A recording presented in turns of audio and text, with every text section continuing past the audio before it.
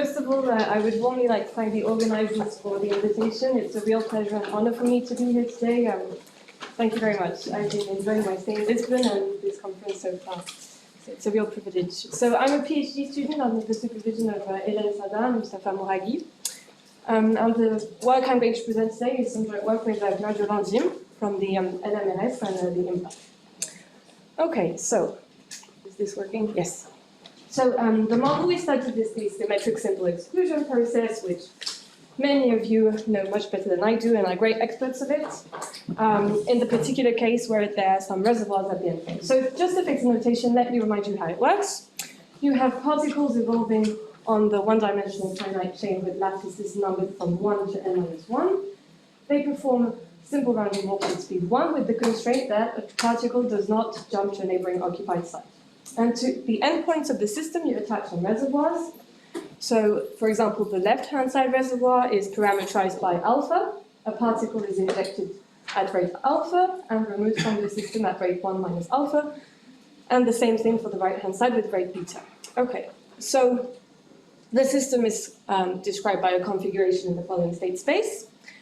And so in order to understand this interacting particle system is a very elementary toy model which is extremely rich when it comes to understanding diffusion mechanisms. And Chiara told us yesterday that a major issue is to try to build up some stationary non-equilibrium states. So maybe this system can be the first step into trying to building such states. Okay.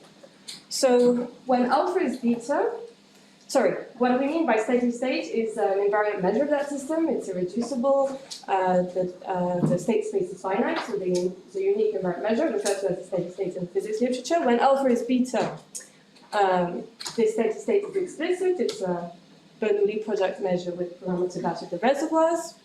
And we say that this steady state is an equilibrium steady state because the measure is irreversible. So that's what we mean by equilibrium. And in particular, there's no flux of particles. Okay, so in that picture, the setting is completely known. But when alpha is not beta, the picture becomes more complicated. The invariant measure is not explicit anymore. It's not reversible, meaning it doesn't verify the detailed balance condition. And you have what is called a non-equilibrium or stationary state. Okay. So how can you get a better understanding of that steady state? Well, one thing to do is to look at its scaling limits. So take n to infinity. And in that setting, you want your objects to live in a common space, so you look at the empirical measure. And the first natural question is there a law of large numbers?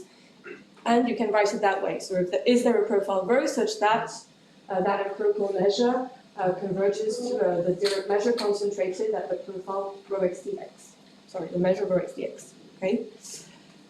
And the second natural question is there a large deviations principle for this steady state? In the sense that how improbable is it to observe another profile rho hat? Can I write it as, so okay, this is a very, roughly speaking, I'll be stating theorems later on, but this is made more formal. Can we write this event as exponential of minus n times I of rho hat, where I is the large deviations functional associated to your steady state, and in particular you want that I of rho is 0 and rho is the law of large numbers. Okay, so probably for many of you this is all very elementary, and you know that these two questions have been answered by the matrix ansatz method, devised by Derrida and co-authors. And this method is very algebraic, and it gives a lot of information, in particular the correlation structure of this steady state. So I tried to make a scheme to sum up the situation. So you have your symmetric simple exclusion process with reservoirs, your microscopic model, and you can perform some algebraic manipulations to understand this steady state. And in Chiara's talk yesterday, we saw that there are other algebraic methods to do this. You can use duality and look at correlations. Okay, but maybe I don't have much physical intuitions, but to me these methods are sometimes a bit magical, and you feel very lucky sometimes, like, oh, there's duality, or okay, we have a nice symmetric sunset. But maybe for those of you who feel they have very basic notions of physics, you can say that, okay, well, there's a physics principle in life that a system should converge when you take T large to its steady state. So you start your system with something that's not the steady state, and you just wait, and it should converge to that. So maybe there's a more general path when trying to derive these scaling limits. Okay, so that's the second path.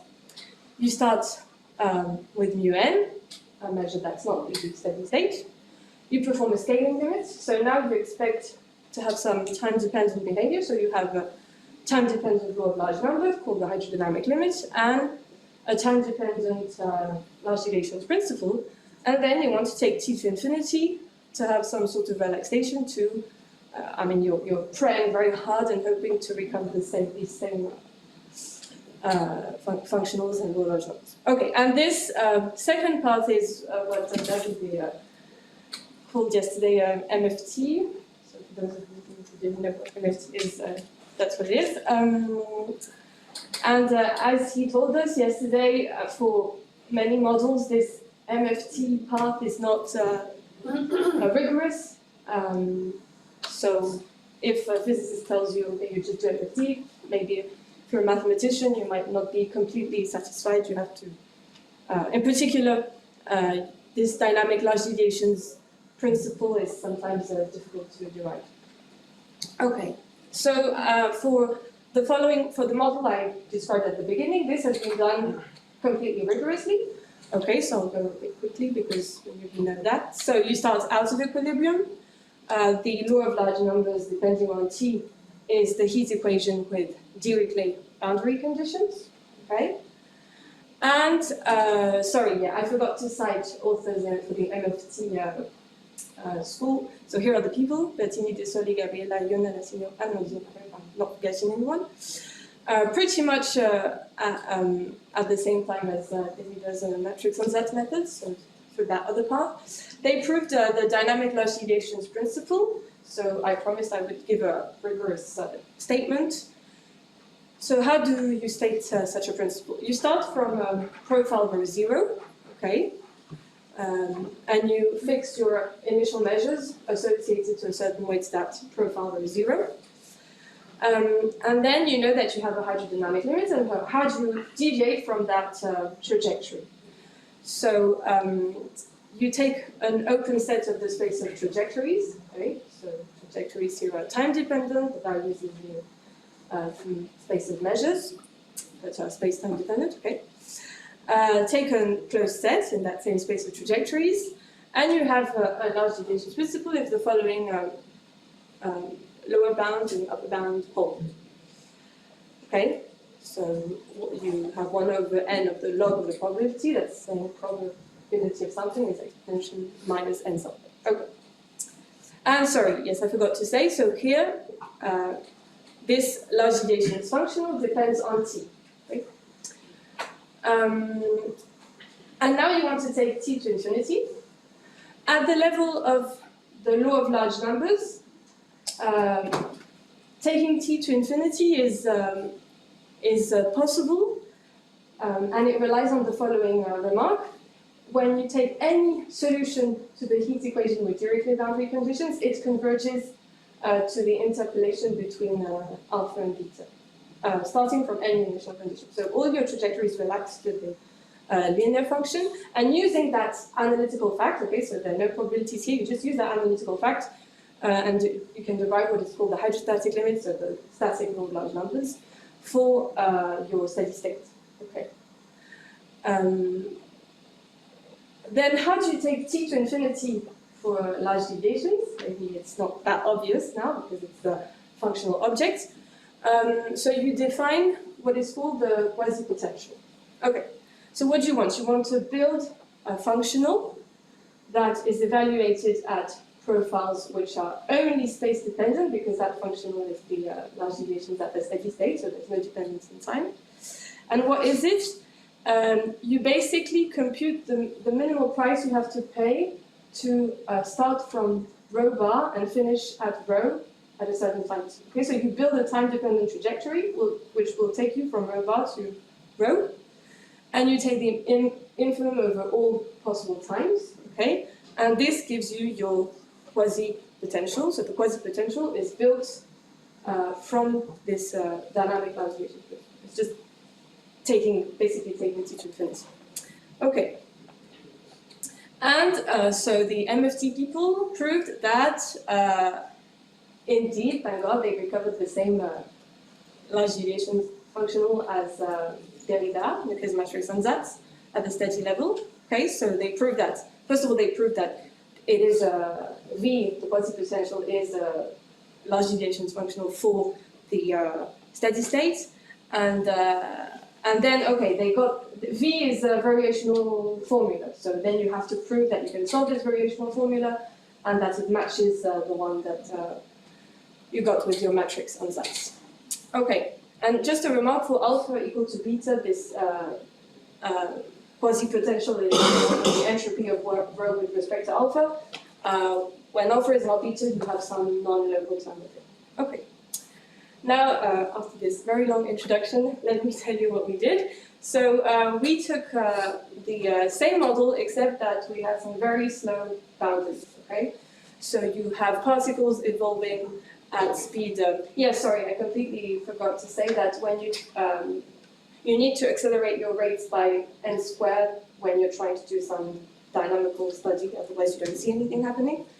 Okay, so now we have our particles evolving at speed n squared, and at the boundaries at speed of order 1, with the same parameters as before, so we have very slow reservoirs, and the hydrodynamic limit, and the program is to derive the large deviations principle at the steady state level for this model, okay? So the difference here is that you have slow reservoirs. This is very important for what comes next. So the hydrodynamic limit was proved in 2017 by Baldasso, Meneses, and Arsouza, and it's the heat equation, but this time with Neumann boundary conditions, because you have particles coming in so slowly compared to what's happening in bulk that you see no flux. Okay, and the following remark is maybe a bit trivial, but it's very, very important. You have conservation of the total mass at the law of large numbers level, right? In the sense that rho has the same mass as rho 0 at any time. Okay, and the macroscopic profile rho converges to the flat profile, which is the total mass of your initial profile. Okay, so this is very important because now you see that you don't have a unique attractor in your equation. You have all the constant solutions or stationary solutions to your equation. So you can't sort of take T to infinity and hope sort of everyone to relax to the same thing. There's a dependence on the initial condition. Okay, and what's however, in that same paper, Baldasso, Meneses, Neumann, and Arsouza, they proved that you have a law of large numbers for this new slope, but they didn't use the hydrodynamic limit result. They just reasoned at the microscopic level, and their method is very sort of one-dimensional. And they proved that this law of large numbers at the steady state is a constant. Okay, so you're right, any constant is a stationary solution, but the constant is given by the rates. So you see alpha and beta at the level of the law of large numbers, even if at the dynamic level you have no flux. If you do see this alpha and beta, then they are important for the law of large numbers. Okay, so yes, so the proof done is done without the knowledge of the hydrodynamic limit behavior. Okay, and then. In 2021, Franco, Gonçalves, and Neumann proved a large deviations principle at the dynamic level for that same model. And again, same remark, you have this conservation of mass at the dynamic level, in the sense that your large deviations functional explodes when you're trying to evaluate it at a profile which does not have the same mass as your initial one, right? So, okay, how do you define a quasi-potential that you're blocked, because your quasi-potential is going to explode if you're trying to evaluate it at rho, which doesn't have mass alpha plus beta over 2. So there's a difficulty here. So just to sum up the situation, in our setting, slope reservoirs, this part of the picture has been done, the authors I just cited, and now with Claudio we try to fill this gap. Because, yes, just to explain why we tried to do that, at a conference, Bernard Derrida said, oh yes, with my matrix on that, I can obtain the large deviations functional at the steady state for this slope reservoir. And then Claudio said, okay, can we do this with using this second path? And there seems to be a difficulty due to that blockage with the mass, right? So, so can you say it again why there is a difficulty? Because you said that there is no flux. Because you can't take, if you try, okay, so you want to compute V of rho. Mm-hmm. So what's the price you have to pay to go from alpha plus beta over 2, the law of large numbers, to another profile rho? Without having a flux. Without having a flux. Rho does not necessarily have the mass. Yeah, right. So, the idea is that you now you have to calculate the price to pay to go from mass alpha plus beta over 2 to another mass. And again, as I said, the particles are coming in so slowly that the system relaxes even before the mass had time to change. So remember I said to observe some dynamical behavior you need to rescale space and time. Well, maybe you have a degree of freedom in your space and time rescaling, so maybe you can accelerate it a bit more. And that's what we did. So we accelerated all our rates by n and said, okay, maybe now the mass will change. And we were lucky. So now the microscopic observable that we're interested in is the total mass of the system, so sum of eta x divided by n. And to complete the picture, we need to study the hydrodynamic limit of the mass and the hydrodynamic limit, and the large deviations for the mass. Okay, and we also got the hydrodynamic limit for the empirical density at that scale. So the hydrodynamic limit is the following. You say that your system is initially associated to a certain mass m0, then at any time t it has to be associated to a mass which satisfies to a certain m, which satisfies the following ODE. So now you don't have any space dependence because it's just time dependent behavior. Okay, and okay, you can solve mt explicitly. It's gamma plus m. Okay, gamma is alpha plus beta over 2, and it's nice because now you know that the mass relaxes to gamma. Okay. And how do we prove that? We basically just use the replacement lemma and prove that at any site x, eta looks like the total mass. Okay? There's non-locality in some sense. Also, we were able to recover the hydrodynamic limit for the empirical measure. Okay, so the hydrodynamic limit is proportional to the mass, and now for the empirical measure, I said that you're expecting the system to converge to something flat. And indeed it does, so we got that at any time t, your empirical measure, its scaling limit, yeah, sorry. Is this C0 what? Is the functions that are 0 at the boundaries? Oh no, it just continues. Ah, continues. Yeah. Okay. Otherwise you wouldn't see the boundary. No, yeah, that's what I thought. So the microscopic density immediately becomes flat. And actually, what is nice is that, so remember I said before the steady state, its law of large numbers is alpha plus beta over 2, and that was proved at the microscopic level. It wasn't proved using the hydrodynamic limit. And actually, with these two results, we can use the hydrodynamic limit to recover the law of large numbers for the steady state by taking t to infinity. Okay, and also the proof in the other paper was very one-dimensional, and in this setting you can generalize it to any language. Okay. So yeah, why did I put this slide here? Yeah, just to remember the picture. Then we proved dynamic large deviations principle for the total mass. Okay, so it's the same formulation as before, except that now your space of trajectories is just time-dependent trajectories, okay? We got IT, so large deviations functional, which is evaluated at trajectories A, which are only time-dependent with respect to an initial condition, okay? Then, okay, so I gave the expression of IT, but never mind. Yeah, and then we recovered the static large deviations principle at the mass level, okay?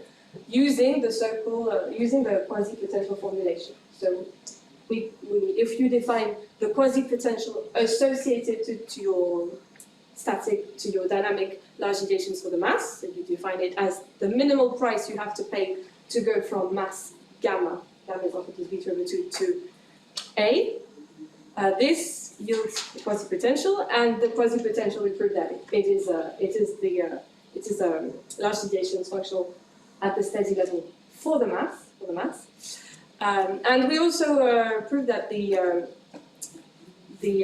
this quasi-potential is the entropy of M with respect to gamma. Okay.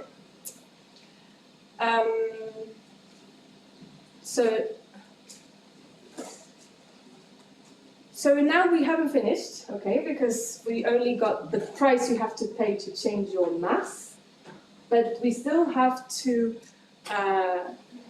compute the price you have to pay to go from the right mass to the profile whose mass is what you want, okay? So there's still a price to pay. Okay, so you want to go from sorry, we can't see gamma here. You want to go from gamma, the flat profile, to profile rho, okay?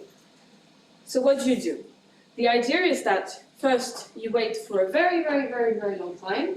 You change your mass, you move your mass gamma to mass M, and then you wait for less time, so the diffusive scaling, to go from mass M to the non-constant profile rho, okay? And the idea is that you need to sum the costs to recover the total cost, okay? That's the physical intuition. So for now we computed this cost, right? The cost to change mass, and now we have to say what this cost is. And it turns out that, remember, the following authors proved dynamic large deviations principle at the diffusive scaling for the symmetric exclusion process with slope reservoirs. And they got this large deviations functional, and I said we can't take t to infinity because it will explode. But let's take t to infinity, conditioning on having a given mass. Okay, so what is the quasi-potential associated to the dynamic large deviations where you take a profile rho which has the right mass, okay? Well, then you get a quasi-potential, which is the static large deviations for the symmetric exclusion process with reflection at the boundary, okay? And then, and there's an explicit expression for it, it's the entropy of rho with respect to n.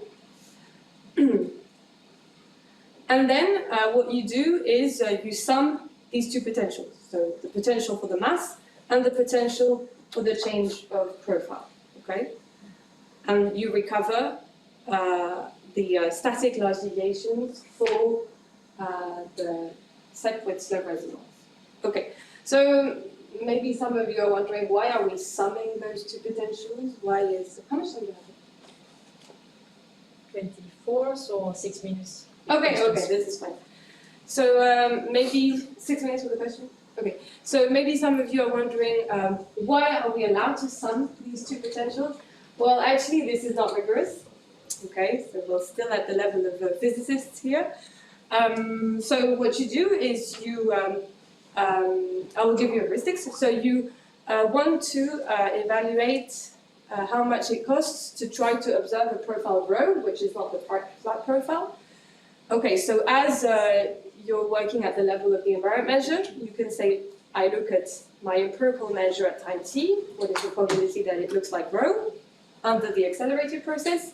Now, if at time t you were at rho, that means that a little bit before that, so at times t minus t0 over n, so you just go a little bit back in time, your mass should be the mass of rho. Okay, and so you write this intersection of probabilities in the following way. That means that at times t minus t0 over n, your mass is rho, and then you condition that you want that at time t your profile is rho, conditioning on the fact that at that time you were m of rho. Right. And so this product of probabilities is how you get this sum of quasi-potentials, because from this one you know that you have the quasi-potential for the mass, okay? And from this one you know that you have, so as you're looking at what happens between t minus t0 over n and t, now you've divided your generator by n, so you're at the diffusive scaling, and you get the quasi-potential at the diffusive scaling. So then you get an exponential times an exponential, which yields the sum of these two quasi-potential. But again, this is not, this is not rigorous, right? So to conclude, so yeah, I said that before already. The static large deviations that we got here was already obtained in the past. But it would be interesting to know how we can make this implicit, because maybe we can generalize it to other models where you have this different time scales happening, and which block the derivation of the level of the static level by taking t to infinity. Yeah, and thank you for listening.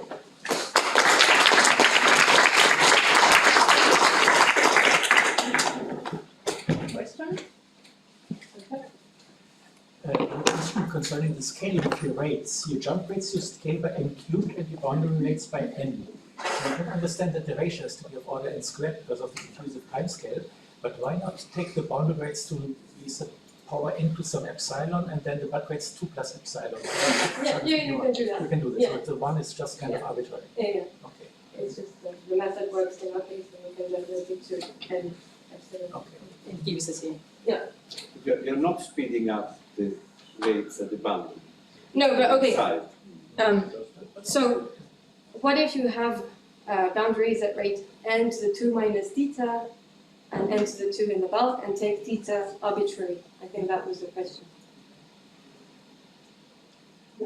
You can slow them down. Okay, you can slow them down even more and But get. if you speed up also the boundary, then you will have again Yeah. that is not constant. So for theta between 0 and 1, it's the Dirichlet picture, so there's no problem. But you, I think the question No, I mean, is. if you speed up the boundary, then you will have in a quasi-static regime that you will have again a profile that is not constant. Yeah. No, the question is, can you slow them down even more? Slow it down. The question was simply, you see, she chose the scaling, she speeded up the boundary rates with a factor of n and the jump rates with n cubed, right? So that's just wondering, why doesn't it have to be n and n cubed? Does it have to be? No, and she answered no, it doesn't have to be, just the ratio is to be. Sorry, yeah. So can you take your boundary rates to be n to the power epsilon and your bud rates n to the power 2 plus epsilon? For any positive epsilon. Okay, yeah, sorry. So it doesn't have to be n and n cubed, it can be. No, okay, sorry, yeah, okay, I thought your question was different, No, that okay. meaning, can you accelerate your bounds even more? You can also do that. Yeah, okay. But right, it's the question is having this 1 over n ratio. Yeah, Let us connect this. Can you explain more? So how much? Okay, if you have the n2 ratio, then you have this, and with other ratios.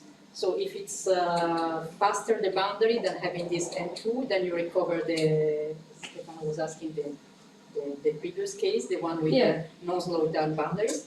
And instead, if you slow down them more, is it again the same picture? With n to the theta plus 1. Okay. Yeah. I also have a question about the rate. Like, is it crucial that your absorption rate are 1 minus the injection rate, or could it be in general alpha, beta, gamma, delta? Yeah, I think it's important to have alpha. It's kind of alpha. crucial. Because I mean, I don't even know how to read the. Oh yes, no, yeah, it's crucial, and you also have to have alpha beta less than 2. Yeah, it's crucial. Yeah. matrix answer, do you remember, do you know if it's Y minus or is it for this not general? Sorry? The matrix answers. Ah, the matrix answers? Could do anything. Could be Ask other people. But why is it crucial, Sonia? Is it a large deviation? For hydrodynamics, you can take any rates. Is that a level of large deviations? Is that a problem? Okay, even for like alpha plus beta over 2, like I remember having this thing being happy that I have alpha beta plus beta less than 2. But it's just a large deviations level. Then. Yeah. Because hydrodynamics can be for It only makes the microscopic results formula simpler. Exactly. That's all. Yeah, right. just that. But can't just rescale time to kind of force it to be of this form? Like even if alpha and beta are greater than 2, you just rescale time so that they're less than 2 and speed up everything by some constant factor. Wait, say that again? Can't you speed up everything by some constant factor so you have this alpha plus beta is less than 2? Can't you play with your time scale to force this to happen? I'm not sure if I understand. Maybe you can. I'll see how to. Well, usually, like, I mean, these conditions are relative to the rates of the like first class particles, so it's not. This is already usually taken into account when there is a condition of the rates.